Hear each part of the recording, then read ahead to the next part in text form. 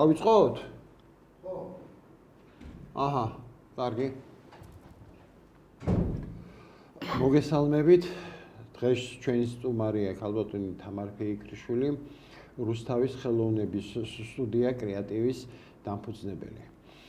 ჩვენ დავიწყეთ წინა გადაცემას ჰქონდა ხელოვნების თემაზე, სამხატვრო სკოლის თემაზე ვისაუბრეთ საკმაოდ ცრცლად და ახლა ვაგრძელებთ ამ თემას, რადგანაც საკმაოდ ინტერესი გამოიწვია საზოგადოებაში და იყო შემთხვევები, როდესაც მოითხოვეს აი ამ ტიპის გადაცემების გაგრძელება. ამიტომაც ჩვენ გადავწყვიტეთ, რომ აი ეს თემა გაგვიგრძელებინა ამ მხრივ, იმიტომ რომ შემოქმედება, მხატვრობა, საერთოდ ხელოვნება ძალიან დადებით გავლენას ახდენს ადამიანზე, მის ფსიქიკაზე, მის ჩამოყალიბებაზე და საერთოდ კეთილი განწყობის შექმნაზე. მოგესალმებით ქალბატონ თამარ, ჩვენ სტუდიაში კეთილი იყოს თქვენი ფეხი. პირველად ახართ ჩვენთან. გვიხარია რომ აი ხელს უწყობთ ჩვენ ესეთი სტუდიების წარმოჩენას, საზოგადოებისთვის გაცნობას და ვფიქრობთ რომ კიდევ გვესტუმრებით სამომავლოდაც იმ წარმატებებს თქვენ მივადევნეთ თვალს, რაც თქვენ წარმოაჩენთ და როგორც თქვენ აკეთებთ აი ამ ძალიან მნიშვნელოვან და კარგ საქმეს, რასაც ახალი თაობის აღზრდა ჰქვია. და რაც დღეს ძალიან განსაკუთრებით მნიშვნელოვანია, ვინაიდან სულიერი სამყარო, სულიერება ჩვენ საზოგადოებას, მით უმეტეს ახალგაზრდა თაობას ძალიან აკრია. და თუ ჩვენ ამას შევუსვებთ, აი ამ სულიერ სამყაროს თავისი მრავალფეროვნებით, ამით ძალიან დიდი საქმე გაკეთდება. დღეს თუ არ გამოჩნდება, ხვალ მაინც ეს თავს იჩენს, ყველა შეიძლება მხატვარი ვერ გამოვიდეს, მაგრამ საინტერესოა ის, რომ მხატვრობა ეყვარება, გემოვნება ექნება, კაცმოყვარე იქნება, სიბოროტეს არ ჩაიდენს, ხო და აი ამ მხრივ იქნება ძალიან საჭირო და მნიშვნელოვანი საქმე. ქალბატონ თამარ, ახლა თქვენ აი ამ ხელოვნების სტუდიაზე რომ ვისაუბროთ, რამდენი წელია არსებობს ეს სტუდია და რამდენი მოსწავლე ყავთ აი ამჟამად და რამდენმა დაამთავრა თქვა. მოგესალმებით, უღრმესი მადლობა გადაცემაში მოწვევისთვის. ყველაფერს საუკეთესოს ვუსურვებ თქვენ სარხს და პირველ რიგში წარმატებები და რაც შეიძლება მეტი რეიტინგი. ეხლა რაც შეეხება ჩემი სივრცე 2018 წლიდან დავაარსე კრეატიული განათლების სამხატვრო სტუდია კრეატივი, სადაც ძალიან ისეთი შემოქმედებითი ნიჭით დაჯილდოებული ბავშვები არიან. აქტიურები, შრომის მოყვარეები, 55 მოსწავლეა ამჟამად. ქალაქის სხვადასხვა ადგილებიდან გვაკითხავენ კარგი რეკომენდაციებით, იმიტომ რომ ჩემი სტუდია არა მარტო საქართველოში, არამედ საქართველოს ფარგლებს გარეთაც ბევრი მიღწევებით სარგებლობს. მიღებული აქვს სტუდიას გრან-პრი, სხვადასხვა ქვეყნებიდან საელჩოებისგან მოწვევები, დიპლომები და საკმაოდ დიდი პოპულარიზაციით სარგებლობს არა მარტო ჩვენს ქალაქში, არამედ ქალაქის ფარგლებს. ძალიან კარგი და რა წარმატებები აქვს აი ამ წლების მანძილზე, როგორ გამოფენებში იღებდით მონაწილეობას და სად? საქალაქო ღონისძიებებშიც, სხვადასხვა გამოფენებშიც კონკრეტულს დავასახელებ თბილისის მერიის დაფინანსებით, თბილისის საკრებულოში მოხდა 100-ზე მეტი არასრულწლოვანი იღებდა მოზარდი მონაწილეობას და პირველი ადგილები აიღეს ჩემო მოსწავლეებმა და ერთ-ერთი ეს იყო ჩეხეთის, საფრანგეთის, იტალიის, ესპანეთის რესპუბლიკისგან აქვთ დიპლომები და სხვადასხვა ორგანიზაციები არის ხა ქალაქში თბილისში, რომელიც ბავშვთა აქტივობებს და კონკურსებს და გამოფენებს აწყობს და იქ ერთვებიან ჩვენი ბავშვები და კიდე რა ფაკულტეტებია თქვენთან? ჩემი ძირითადად არის ხატვის ფერწერის და კომპოზიციის საათები და პლუს კვირაში ერთხელ უთმობ თავისუფალი აზროვნების საათს. და რა შედის ამ თავისუფალ აზროვნების საჩეს? საინტერესო საკითხია. თავისუფალი თემატიკა და რა თქმა უნდა აბსტრაქტული აბსტრაქცია ხო გაყენებით ცნება არის და სამყაროში არსებული რაღაც საგნების დაშლას ვაკეთებთ ფერში, დაშლას აკეთებენ ბავშვები და გარკვეულ ლიტერატურას კითხულობენ და იმის მიხედვით მე უკვე კონცეპტუალურად აზროვნებენ და ისე ხატვასთანაა და მე ვფიქრე თეორიული სხვა არ არის რაღაც. არა, უბრალოდ ლიტერატურა აუცილებელია ინტელექტუალური ზრდისთვის და აქედან გამომდინარე ბავშვებიც ამ ხრივ მინდა რომ განვითარდნენ. ამის გარდა ლიტერატურას რო თავი დავანებოთ, ეხლა გვაქვს დიდი პროექტი, გენიალური სალვადორ დალის ნაშრომების რეპროდუქციებს აკეთებენ. არის კიდე რაღაცა დიდი მხატვრების ნაშრომების გაშარჟებული სახეები, რომ იაზროვნონ და რაღაც შარჟირებული ფორმითა ჩვენონ თავიანთი წარმოსახვა ჩართონ და რაღაცა ესეთი აქტივობა აქვს.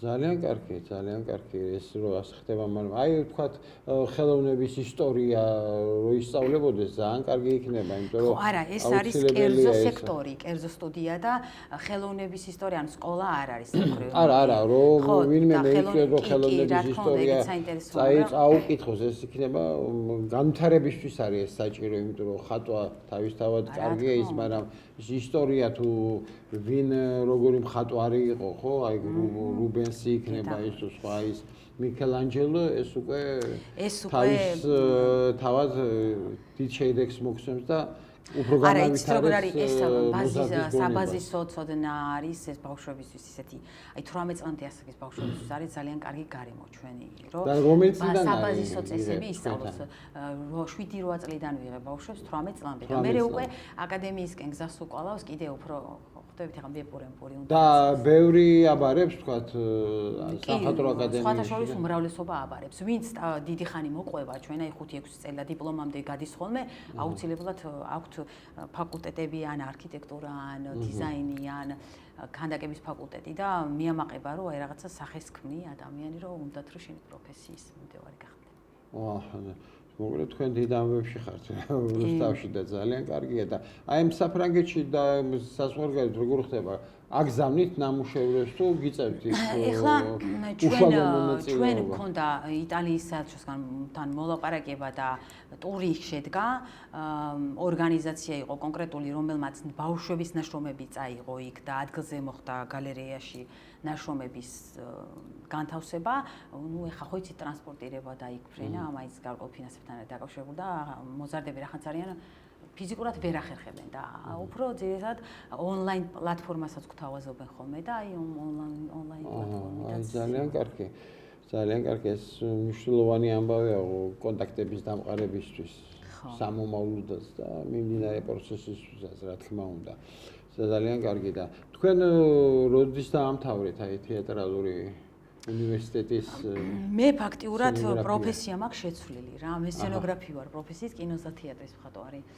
დრამის ფაკულტეტის დიზაინი და სცენოგრაფის განხრა მაქვს აღებული მაგრამ პედაგოგიკას მივაქვს თეატრში არ გაგიფორმებთ თეატრში 2 წელი ვიყავი პრაქტიკები რუსთავის მუნიციპალურ თეატრში რაღაც რამოდენიმე სპექტაკლი მაგრამ მხატვარი შემსრულებლის სტატუსით მაგრამ რაღაცა პერსპექტივას ირცე იყო და თან ყავდა თავისი ისეთი გამყმელი ძალა იქ და მე ხლა იქ არავინ მხატვრების იყვნენ და ისეთი ძლიერი ისა ლონგულ მურუსიძის გვერდზე მე ხლა ვერ შევძლებდი რაღაც ძალების მოსინჯოს იმიტომ რომ ძალიან დიდი გამოცდილებები და ის ჭირდება არა ვისწავლე ხა მალხაზ დათუკიშვილი უზარმაზარ 8 მეტრიან ფარდაზე მუშაობდა და სპეციფიკებს მაკეთებინებდა და ბევრი ის გავიარე პრაქტიკა მაგრამ ორი შემთხვევისთვის თეატრი ცოტა ისეთი ესესტიური თემაა ჩემთვის. ანუ ეხლა ჩემთვის საოცნებოა რომ თეატრის მხატვრობა ძალიან მაგარია, მაგრამ ფაქტიურად უნდა ჩადო ძალიან სერიოზული რაღაცები შეგნით რესურსი. ხო, რა თქმა უნდა, შრომა ყველაფერს ჭირდება და ყველაზე ოპტიმალური ვარიანტი ფინანსური კეთილდღეობისთვის და ზოგადად რა ვქნათ ყველაფერი მაინც ფინანსებთან გადის ხო იცი საკუთარი მიზნები რო აისრულო ფინანსები გჭირდება და ისევ პედაგოგიკა მხატვარმა მეტი რა უნდა შეწოს ან ნახატები უნდა გაყიდოს აუქციონზე რაზეც საშინელი მდგომარეობა დღეს რთულია შალხიძე და იმაზე როგორ რთულია და ეხა ეს არის პლატფორმები არის ახლა ონლაინ პლატფორმა, იქიდან ხდება ხოლმე ნახტების გაყიდვა, მაგრამ მაგ კომერციული მხატვარი მე არა ვარ და რაღაცით ეხა ხო იცი ხელოვნებაში პურს ვერ გაჭვევს და ხატვები ღარიბები და ეს ხო იცი არა თუ გაგიმართლა არ არის ღარიბები. ხო, მაგრამ ვისაც შრომა უყვარს შრომის მოყვარი ადამიანი ყოველთვის რაღაცას შეძლებს, თვითყოფადი რო შექმნას. აჰა. გასაგებია. ყველაფრისგან შეძლებს რომ რეალიზაცია. კი, რა თქმა უნდა, რასაც მოკიდებ, თუ გაქვს ინტერესი, რა თქმა უნდა, ამას ბოლომდე მიიყვან და რაღაც შედეგებმდეს მიხვალ. ეს ასეა. იმიტომ რომ აი წლები დაჭირდა ლონგულ მუსიძეს ხო? მხატვარი იყო, დაწყებით იყო, შემდეგ გავიდა, ეხლა თეატრი არ არის საქართველოში, რომ ის არ აფორმებდეს სპექტაკლებს სცენოგრაფიულად. ძალიან ბევრს აფორმებს როგორც თბილისში, ისე რაიონ თეატრებში და საკმაოდ კარგადაც და არაერთი პრემია აქვს მიღებული ამ დარგში. და ძალიან შრომატევადი სამუშაოს შესრულებელია საერთოდ. დიახ. ასე რომ ძალიან კარგი იქნება თუ სამომავლოდ შენც ჩაერთვები ამ ახლა როგორ სტადიაში ვარ, იცით? აი მიზნამდე რომ რამოდენიმე ნაბიჯი გაგდარჩენილი და აი ხო იცი ახლოს რო ხართ მიზანთან, მაგ დროს ფარხლის დაყრეს იმაში. ხანდახან არის ეგეთი მომენტი. იმედგაცრუებები რო ბევრი გაქვს. ხო. რაღაცეებისგან. ნუ ეხლა სახელმწიფო სექტორში ისეთ დაწესებულებს სადაც ვიმუშავე, იქიდან გამომდინარე და მე იმიტომ გადავწყვეტე რომ ჩემი საკუთარი თავის პატრონი ყოფილიყო, იმიტომ რომ აი მართლა გროშებზე გიწევდა, ანუ ადამიანის შრომის საფასური, რაც არის ახლა ჩვენს ქვეყანაში მე არ მინდა ზოგადად ვილაპარაკო ხელოვნების კუთხით რა, იყო ძალიან დაბალი და მაქსიმალურად შევეცადე რომ აი ზუსტად ის ძლიერი საგანმანათლებლო ცენტრები, რომელიც გჯაბნიდნენ ფსიქოლოგიურად ხელოვან საზოგადოებას, აი ბოლომდე დამეწირა და შევძელი რომ დიდი კონკურენცია გაუწიე დღეს ქალაქში და ეს ძალიან კარგია ხელოვანი ამბავი. სერიოზული კონკურენცია და სხვათა შორის არ მინდა ამბიციური საუბარი, მაგრამ თვითმიზანით ჩემი ეგ იყო რა, რომ ეხა პატარა რაღაცა დიდხანს არ ვილაპარაკებ, მაგრამ ერთ-ერთი დაწესებულების ხელმძღვანელი აბსოლუტურად სხვათა შეთანხმები თუ არ მასთან და 67 ლარს და 50 თეთრს მირიცხავს. ეს იყო ჩემი ღირსების უდიდესი შელახვა. ანუ 67 ლარი და 50 თეთრი რა გასამჯელო უნდა იყოს ადამიანისთვის, ხო? ხო. არა, დღიური რო იყოს კიდე არ უშავ. ეს იყო აი ჩემთვის როგორი რაღაცა, იცი?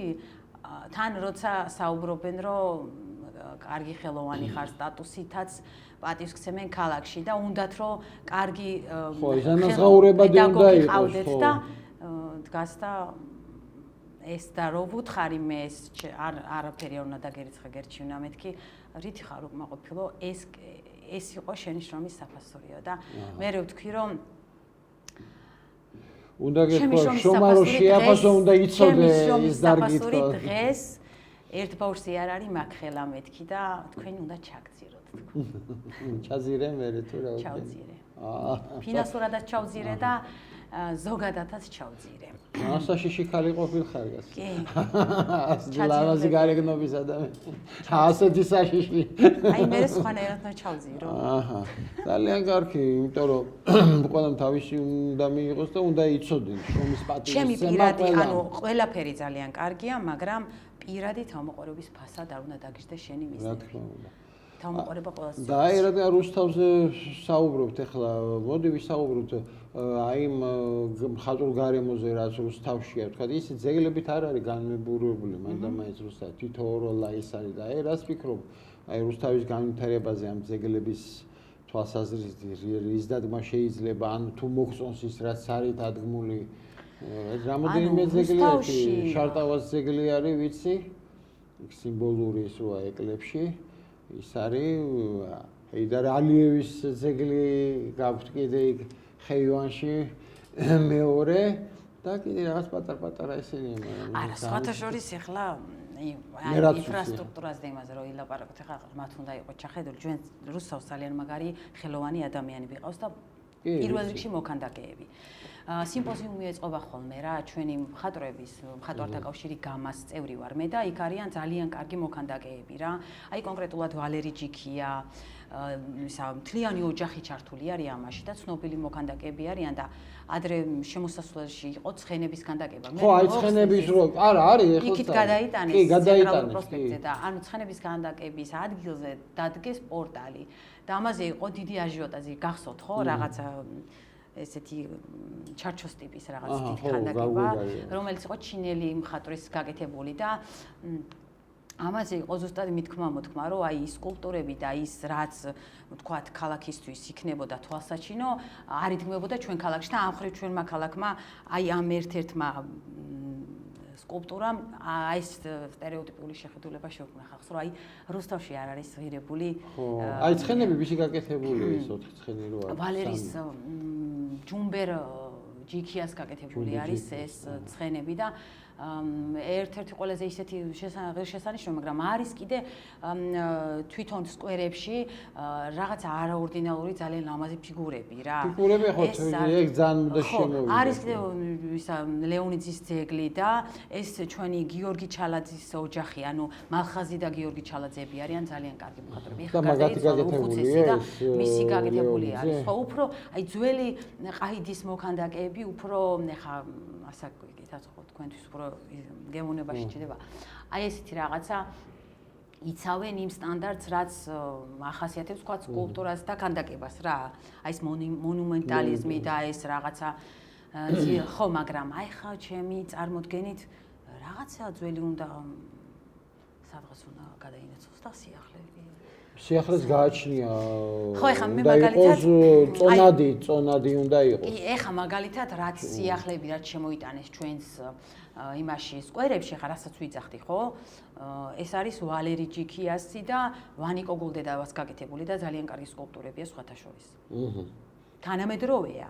რა სკულპტურებია? სივრცეები გადიან, რაღაც სიყვარული, რაღაცა არა ბანალური არა, აბსტრაგირებული ფორმაში წარმოდგენილი და სივრცეების გასულები და მთლიანობები.